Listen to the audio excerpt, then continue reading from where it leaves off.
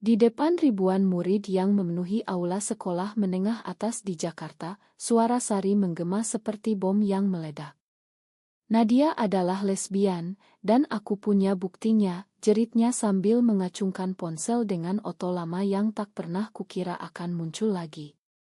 Tubuhku langsung membeku, dunia seolah berhenti berputar sementara bisik-bisik dan tatapan menghakimi mulai menyerbu dari segala arah.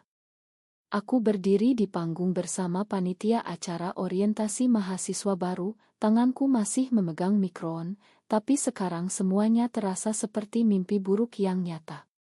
Sari, sahabatku selama 3 tahun kuliah, berdiri tepat di depan panggung dengan mata penuh amarah yang sudah lama kusimpan. Aku mencoba bergerak, tapi kaki seperti terpaku. Murid-murid lain mulai berbisik semakin keras, beberapa bahkan mengeluarkan ponsel untuk merekam. Nadia, yang selalu kelihatan baik itu. Gila, dia lesbian. Suara-suara itu menusuk telingaku seperti jarum. Guru buru-buru naik panggung mencoba mengendalikan situasi, tapi kerusuhan sudah tak terbendung. Aku menatap Sari, matanya tidak lagi ramah seperti biasa. Ada luka lama di sana, luka yang kukira sudah terkubur bersama masa SMA kami dulu. Aku berlari turun panggung, mendorong kerumunan yang semakin padat. Udara di luar aula terasa lebih dingin meski Jakarta panas seperti biasa. Air mata mulai mengalir tanpa bisa kutahan. Kenapa Sari melakukan ini? Kenapa sekarang, di depan semua orang? Aku ingat betul hari ketika semuanya dimulai, 5 tahun lalu, di SMA negeri yang sama di pinggiran kota. Saat itu kami masih remaja, duduk berdua di belakang kelas, berbagi earphone mendengarkan lagu-lagu cinta yang tak boleh kami nyanyikan keras-keras. Sari pernah memegang tanganku di bawah meja saat guru sedang menjelaskan pelajaran agama, dan aku merasa dunia hanya milik kami berdua. Tapi keluargaku berbeda. Ayah yang ketat, ibu yang selalu mengingatkan perempuan harus menikah dengan laki-laki, itu sunnah. Malam itu, setelah Sari menyatakan perasaannya dengan surat yang ditulis tangan, aku memilih menghancurkannya. Kita hanya sahabat, Sari. Jangan bikin aku malu di depan keluarga, kataku saat itu, suaraku dingin seperti es. Wajahnya patah saat itu, tapi aku pura-pura tak melihat. Sekarang, 5 tahun kemudian, oto surat itu entah bagaimana ada di ponselnya, dan ia meledakkannya di depan seluruh sekolah. Aku berlari ke taman belakang kampus, duduk di bangku kayu yang sudah lapuk. Ponselku bergetar tanpa henti, pesan dari teman-teman, dari keluarga yang entah bagaimana sudah tahu. Nadia, apa benar? Tanya ibuku lewat chat. Aku tak berani membalas. Sari muncul tiba-tiba dari balik pohon, napasnya tersengal. Kau pantas merasakan ini, Nadia. Kau pernah menghancurkan aku dulu. Suaranya pelan tapi tajam. Aku menatapnya, mencoba mencari sisa persahabatan yang dulu, tapi yang kutemukan hanya luka yang sama seperti milikku. Malam itu aku tak pulang. Aku tidur di kosan teman jauh, tapi pikiranku terus kembali ke masa lalu. Bagaimana aku dulu mencintai Sari dengan seluruh hati, tapi memilih menyangkalnya demi keluarga. Bagaimana aku melihatnya menangis sendirian di belakang kelas setelah penolakanku. Sekarang giliranku menangis. Besok pagi, berita ini pasti sudah menyebar ke seluruh Jakarta. Aku tak tahu bagaimana menghadapi dunia lagi. Pagi berikutnya kampus seperti neraka kecil. Setiap koridor penuh bisikan, setiap pandangan seperti pisau.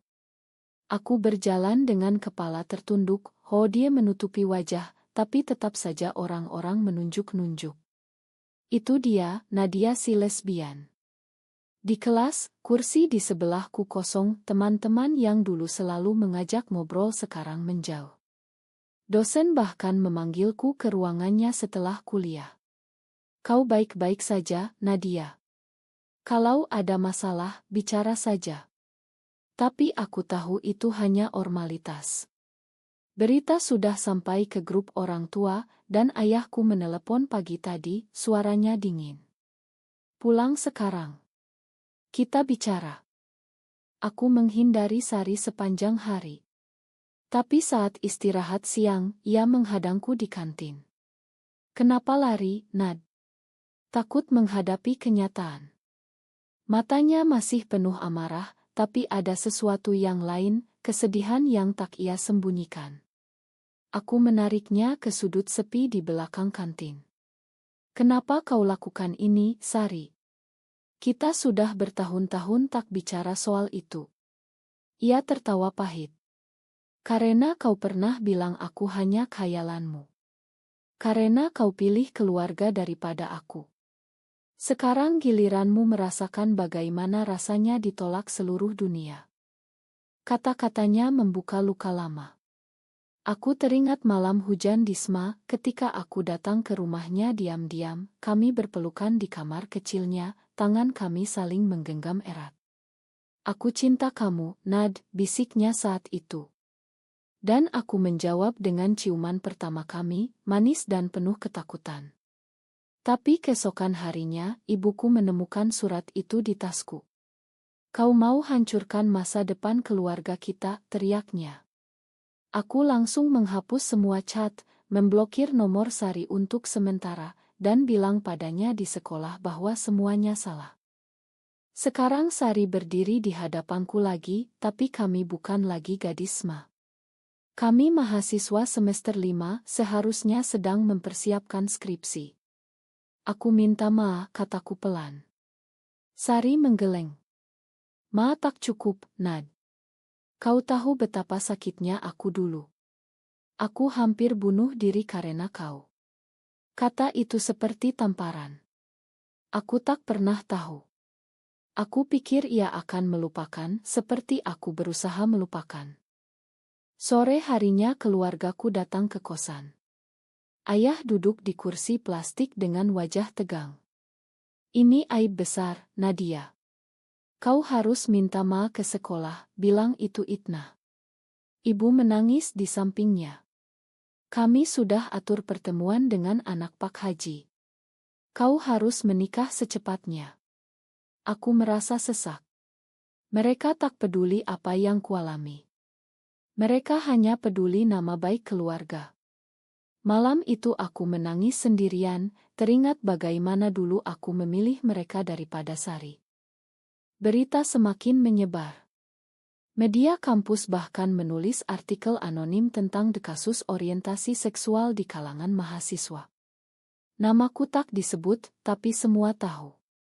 Beberapa teman perempuan mendekatiku diam-diam, bilang aku dukung kamu, Nad, tapi sebagian besar menjauh. Di grup kelas, aku sudah dikeluarkan tanpa pemberitahuan. Aku mulai merasa seperti orang asing di tempat yang dulu kusebut rumah kedua. Sari tak lagi bicara denganku setelah konfrontasi di kantin. Tapi aku melihatnya setiap hari, di koridor, di perpustakaan, selalu menatapku dari jauh. Suatu sore, saat hujan deras mengguyur Jakarta, aku menemukannya di halte bus kampus. Ia basah kuyup, tak membawa payung. Aku mendekat, memberinya jas hujanku. Kita perlu bicara, kataku. Ia tak menolak.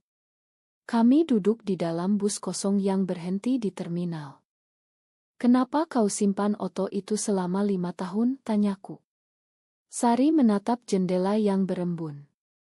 Karena aku tak pernah bisa melupakan. Kau bilang aku hanya khayalan, tapi setiap malam aku baca surat itu lagi.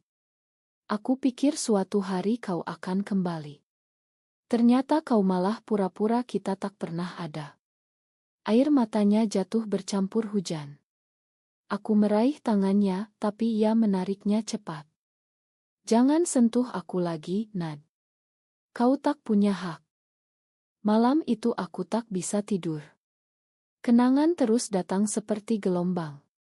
Aku ingat hari ulang tahunku yang ke-17. Sari memberiku gelang kecil dengan inisial kami berdua.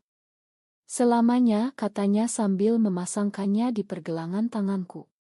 Aku memakainya diam-diam di bawah lengan baju seragam. Tapi saat ibuku melihatnya, ia marah besar. Buang itu. Kau mau jadi apa? Aku membuangnya malam itu juga, dan bilang pada Sari bahwa gelang itu hilang. Sekarang gelang itu mungkin masih ada di kotak kenangan Sari. Keesokan harinya ada rapat darurat di ruang guru. Kepala sekolah memanggil kami berdua. Ini merusak nama baik sekolah, katanya tegas. Kalian harus minta maaf secara terbuka di upacara besok. Sari menatapku dingin. Aku tak akan minta maaf atas kebenaran. Aku diam saja. Di dalam hati, aku mulai bertanya-tanya, apakah aku memang salah selama ini? Apakah menyangkal cinta kami demi keluarga adalah keputusan yang benar? Upacara pagi itu adalah mimpi buruk terbesar. Aula penuh lagi, kali ini dengan semua guru dan orang tua yang diundang. Aku berdiri di panggung bersama Sari, mikrofon di tangan gemetar. Saya minta maaf atas kekacauan ini, kataku pelan. Tapi Sari mengambil mikrofon dariku. Saya tak minta maaf. Nadia memang lesbian, dan aku juga. Kami pernah saling mencintai. Kalian semua yang menghakimi sebenarnya tak mengerti apa-apa. Kerumunan langsung ribut. Beberapa orang tua berteriak hina, guru-guru panik. Aku menatap Sari tak percaya. Ia baru saja mengaku di depan semua orang untuk kedua kalinya. Setelah upacara, ayahku datang menjemputku paksa. Di mobil, ia memukul setir berkali-kali. Kau sudah hancurkan kami, Nadia. Besok kau pindah ke rumah tante di Surabaya. Tak ada lagi kuliah di sini. Ibu hanya menangis di kursi belakang. Aku tak melawan. Malam itu di rumah, aku mengemasi barang. Ponselku penuh ancaman dan hinaan dari akun anonim. Tapi ada satu pesan dari Sari, maaf atas upacara tadi. Aku tak tahan lagi. Aku balas, kita ketemu besok di taman belakang, jam 8 malam. Ia tak menjawab, tapi aku tetap datang. Hujan lagi, seperti biasa di Jakarta. Sari sudah menunggu di bawah pohon. Kenapa kau bilang begitu tadi, tanyaku. Ia menunduk. Karena aku lelah menyembunyikan. Aku masih cinta kamu, Nad. Tapi aku juga benci kamu. Kata itu seperti pedang dua sisi. Aku mendekat, memeluknya meski ia menolak. Aku juga masih cinta kamu. Aku salah dulu. Aku takut. Kami duduk di bangku basah, bercerita panjang tentang 5 tahun yang hilang. Sari menceritakan bagaimana ia pindah sekolah setelah kejadian dulu, bagaimana ia hampir putus asa. Aku menceritakan tekanan keluarga yang membuatku takut menjadi diriku sendiri. Malam itu, untuk pertama kalinya setelah bertahun-tahun, kami berpelukan lagi. Bukan seperti dulu, tapi cukup untuk membuatku merasa ada harapan. Keluargaku akhirnya menginginkanku kembali ke kampus setelah 2 minggu di hukuman. Tapi suasana sudah berubah. Beberapa dosen mendukungku diam-diam, bilang kamu punya hak untuk bahagia. Teman-teman baru mulai mendekat, mereka yang juga menyimpan rahasia serupa. Tapi Sari masih menjaga jarak. Ia fokus skripsi, jarang muncul di kelas yang sama. Aku mulai sadar bahwa luka yang kuberikan dulu terlalu dalam. Suatu malam, saat aku sedang mengerjakan tugas di perpustakaan kampus yang sepi, Sari datang dan duduk di seberangku. Besok ada acara penutupan semester di panggung utama. Aku ditunjuk jadi pembicara. Kau mau datang? Aku mengangguk. Aku akan datang. Malam itu kami bicara panjang lebar lagi. Aku mengakui semua kesalahanku. Aku takut kehilangan keluarga, tapi aku justru kehilangan diriku dan kamu. Sari menatapku lama. Mungkin kita bisa mulai lagi, tapi pelan-pelan. Keesokan harinya aku duduk di baris depan aula. Sari naik panggung dengan percaya diri. Ia bicara tentang toleransi, tentang menerima diri sendiri. Di tengah pidato, ia berhenti sejenak, menatapku langsung. Dan hari ini, saya ingin mengatakan sesuatu yang sudah lama saya simpan. Jantungku berdegup kencang. Sari turun dari podium, berjalan mendekatiku di baris depan. Semua mata mengikuti. Ia meraih tanganku di depan ribuan orang yang sama seperti hari pengungkapan dulu. Nadia, aku masih mencintaimu. Dan kali ini, aku tak akan biarkan siapapun memisahkan kita. Tangan kami saling menggenggam erat, hangat di tengah dingin aula beraj. Kerumunan diam sejenak, lalu ada tepuk tangan pelan dari beberapa orang. Guru-guru terlihat kaget, tapi tak ada yang berani menghentikan. Aku berdiri, air mata mengalir lagi, tapi kali ini air mata bahagia. Aku juga mencintaimu, Sari. Maafkan aku atas semua luka masa lalu. Kami berpelukan di panggung, di depan semua orang yang pernah menghakimi. Saat itu aku merasa bebas untuk pertama kalinya. Keluargaku mungkin masih marah, masyarakat mungkin masih menilai, tapi aku tak lagi takut. Malam setelah acara, kami berjalan pulang bersama di bawah lampu jalan Jakarta yang ramai. Tangan kami tak lepas. Kita akan hadapi semuanya bersama, bisik Sari. Aku mengangguk. Masa lalu yang pernah menghancurkan kami kini justru menyatukan kembali. Apakah pengkhianatan sahabat bisa menjadi jalan menuju penebusan cinta yang sesungguhnya, atau justru kita semua hanya korban tekanan masyarakat yang tak pernah mengerti?